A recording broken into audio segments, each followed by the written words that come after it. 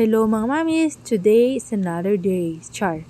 Today ay isa na namang rush order to. In order to ni customer bago mag 8 a.m. Tapos sabi niya kailangan niya ng alas 10. Sabi ko abisuhan ko siya kapag ready na kasi kailangan ko pang i-set yung cake or i-rest para kahit paano safe siya pag i-travel. Kasi from Quezon City going to Tondo itong cake na to ihahatid. Kaya sabi ko if ever mga after lunch na lang or if kaya naman before lunch, then sige sabihan kita.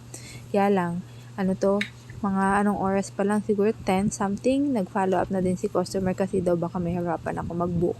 By the way, sa rider nga pala ito binook. So far, maayos siya na ihatid ni customer. So, 8 a.m. nag-start ako, natapos ko siya ng, I think, 9 natapos ko din naman siya eh. So, kahit pa paano, may 1 hour na resting time.